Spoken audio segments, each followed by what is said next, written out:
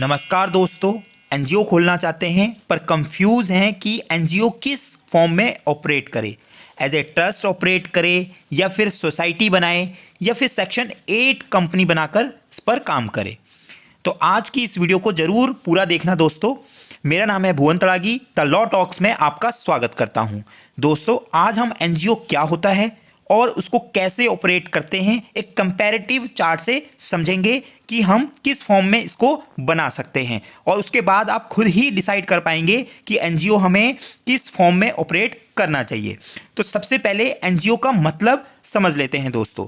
NGO means a not profit organisation या कह लो non governmental organisation, जो कि काम करता है independently to address social, economic, environmental और ह्यूमैनिटेरियन इश्यूज पर।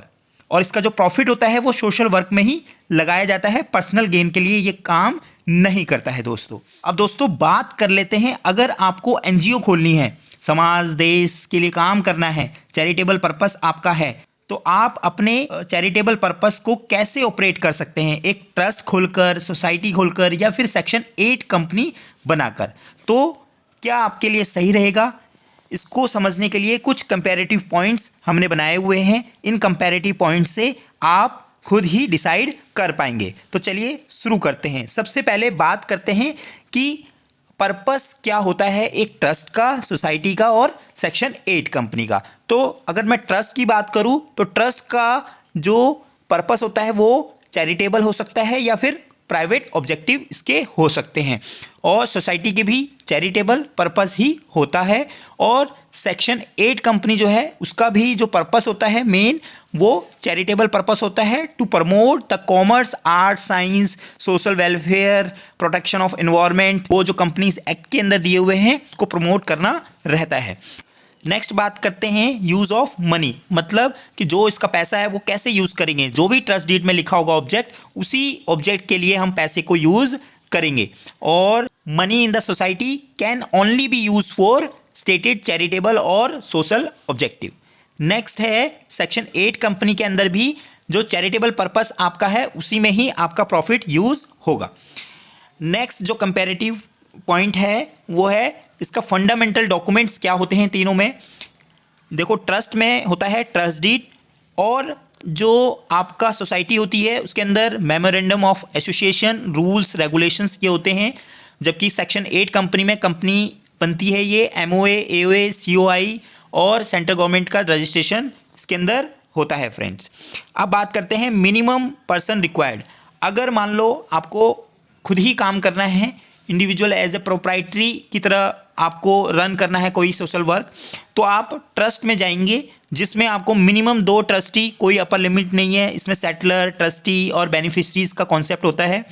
जबकि आपको सोसाइटी के अंदर मिनिमम 7 मेंबर चाहिए। तो एक तरीके से डेमोक्रेटिक स्ट्रक्चर की तरह काम करता है। जब इन 7 मेंबर्स का कंसेंट होगा किसी भी काम के लिए तो ही आगे काम होगा। ऐसे ही सेम आपका सेक्शन 8 कंपनी के अंदर है, मिनिमम मेंबर जो होते हैं 2 चाहिए होते हैं, और अगर पब्लिक आपकी कंपनी है तो 7 मेंबर आपको चाहिए होंगे। इसके अंदर जो काम करते हैं वो डायरेक्टर्स होते हैं, मिनिमम 2 डायरेक्टर अगर प्राइवेट कंपनी है, और पब्लिक है तो 3 डायरेक्टर इसके अंदर होते हैं, और मैक्सिमम की कोई लिमिट नहीं है। तो एक कॉर्पोरेट की तरह काम करती है, इसमें जो ट्रांसपेरेंसी होती है वो ज़्यादा होती है। गवर्निंग बॉडी की मैं बात करूँ तो ट्रस्टीज़ इसके गवर्निंग बॉडीज़ होते हैं, और जो सोसाइटी होती है उसमें इलेक्टेड गवर्निंग बॉडी होती है, गवर्निंग काउंसिल ऑफ सोसाइटी कह सकते हो, और इसमें जो काम करता है वो बोर्ड ऑफ डायरेक्टर करते हैं सेक्शन 8 कंपनी के अंदर। रजिस्ट्रेशन अथॉरिटी कौन होती है? सब रजिस्ट्रार होता है, चैरिटी कमिश्नर होता है किसके अंदर? ट्रस्ट के अंदर। और रजिस्ट्रार ऑफ सोसाइटी होता है सोसाइटी के अंदर, और कंपनीज एक्ट के अंदर जैसे आरओसी होता है वही सेक्शन 8 का होता है। ठीक है।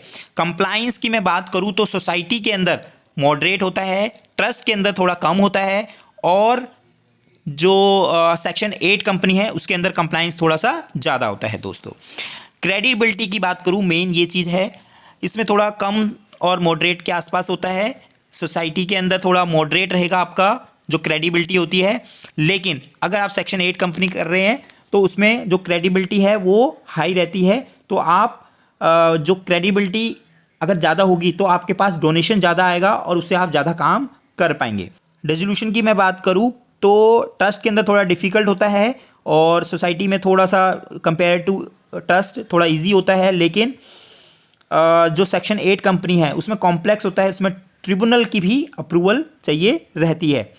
अब मैं बात करूँ कितना टाइम आपको लगेगा एक ट्रस्ट बनाने में, 15 से 30 दिन लगेंगे डॉक्यूमेंट फाइल करने के बाद, और सोसाइटी बनाने में भी ऐसे ही 15 से 30 दिन डिपेंड अपॉन स्टेट, और एवरेज टाइम लगता है सेक्शन 8 बनाने में 45 दिन। ठीक है, तो ये आपका टाइम पीरियड लगेगा अगर आपको बनाने हैं। अब इसमें अगर मैं स्टेप्स की बात करूँ तो आपको सबसे पहले तो, अगर मैं ट्रस्ट की बात कर रहा हूँ, ट्रस्ट का नाम आपको सोचना है, उसकी ट्रस्ट डीड बनानी है, ट्रस्टीज़ अपॉइंट करने हैं और उसको सब रजिस्ट्रार के पास रजिस्टर करवा लेना है। ऐसी सोसाइटी के अंदर भी सेम ऐसा ही है कि आपको एक यूनिक नेम रखना है, उसका MOA बनाना है, रूल रेगुलेशन बनाने हैं और उसको रजिस्ट्रार ऑफ सोसाइटीज़ के पास सबमिट कर देना है। ठीक है, ऐसे ही अगर आपको सेक्शन 8 कंपनी बनानी है तो आपको पहले तो नाम रिज़र्व कराना पड़ेगा, रन का फॉर्म होता है, 2-3 दिन उसमें लग जाएंगे। फिर एक लाइसेंस का एप्लीकेशन आपको फाइल करना पड़ेगा INC 12 के अंदर, जिसमें 10-12 दिन आपको लग जाएंगे। फिर उसके बाद इनकॉर्पोरेशन का फॉर्म जो है वो फाइल होगा ROC में, स्पाइस वाला, तो 7 से 10 दिन उसमें आपको लग सकते हैं फ्रेंड्स। अब मैं बात करूँ लिमिटेशन की, जैसे ट्रस्ट के अंदर क्या लिमिटेशन है, तो trustees power are restricted to fiduciary duties, no self dealing and conflict of interest और मिसयूज ऑफ ट्रस्ट प्रॉपर्टी। मतलब जो ट्रस्ट की प्रॉपर्टी रहेगी वो किसके अंडर रहती है, ट्रस्टीज़ के, तो ट्रस्टीज़ जैसा चाहेंगे वैसा होगा। बेसिकली ट्रस्ट जो है वो एक प्रोप्राइटरशिप की तरह काम करती है, तो जैसे ट्रस्टी कहेंगे वैसे ही आपको करना रहता है। अब बात करते हैं सोसाइटी की। The members can not receive profit, restricted objective होते हैं, मिनिमम मेंबरशिप की रिक्वायरमेंट इसके अंदर रहती है और एनुअल लिस्ट आपको भेजनी रहती है हर साल, ऑडिटेड अकाउंट्स आपको भेजने रहते हैं रजिस्ट्रार के पास। ठीक है, अब सेक्शन 8 कंपनी की मैं बात करूं तो section 8 company can not merge with the non section 8 company, non section 8 company के साथ मर्ज नहीं हो सकती। कंप्लाइंस थोड़ा बर्डन इसके अंदर रहता है, AOC 4 MGT 7 आपको फाइल करना रहेगा नॉर्मल कंपनी की तरह। ट्रस्ट के अंदर या फिर सोसाइटी के अंदर ऐसा कुछ नहीं है फ्रेंड। अगर मैं सूटेबिलिटी की बात करूँ तो किसके लिए रहेगा, trust chosen by individual or groups looking for manage resources or execute philanthropic activities for the specific charitable purpose. Trust offers more flexibility in management, can easier form than other structure. Right, ऐसे ही society क्या है, ideal organization for if you want to elect the body to manage it. और अगर मैं section 8 company की बात करूँ तो इंडिविजुअल और organisation who wants to run a charity work professionally, अगर प्रोफेशनली आप काम करना चाह रहे हैं और enjoy legal credibility and tax benefit, तो आप क्या कर सकते हैं, सेक्शन 8 कंपनी खोल सकते हैं। अब दोस्तों एग्जांपल्स देख लेते हैं कि ट्रस्ट में कौन कौन से हैं। ट्रस्ट में है टाटा ट्रस्ट हो गया, बिरला एजुकेशन ट्रस्ट हो गया, ये कुछ बड़े ट्रस्ट हैं जो काम कर रहे हैं चैरिटी पर्पस के लिए। ऐसे ही अगर सोसाइटी रजिस्टर्ड NGO हैं वो कौन है, Indian red cross society, Indian medical association, teach for India, ये टाइम्स ऑफ इंडिया वालों की है। तो इस तरह की जो सोसाइटीज़ हैं ये भी काम कर रही है चैरिटेबल पर्पस के लिए। और Infosys foundation, smile foundation, HelpAge India, ये NGO सेक्शन 8 की तरह काम कर रही है। तो दोस्तों आज की वीडियो में इतना ही। आई होप आप इन कंपैरेटिव पॉइंट से डिसाइड कर पाएंगे कि मुझे कम पीरियड में या किस उद्देश्य के लिए अपना NGO में काम करना है। अगर आप चाहते हैं कि मैं इंडिविजुअली सारा काम करूं और ज़्यादा किसी को इन्वॉल्व नहीं करना चाहते तो आप ट्रस्ट खोलकर काम कर सकते हैं बिना किसी ज़्यादा कंप्लाइंस के, और इसमें थोड़ा क्रेडिबिलिटी कम होती है, फंडिंग बाहर से कम आने की चांसेस रहते हैं, आपको अपना ही पैसा इसमें लगाना रहता है। और अगर आप चाहते हैं कि हम एक जना नहीं कुछ लोग मिलकर एक डेमोक्रेटिक तरीके से काम करें और कुछ लोग उसको प्रॉपरली मैनेज करें, तो आप सोसाइटी रजिस्टर करा सकते हैं।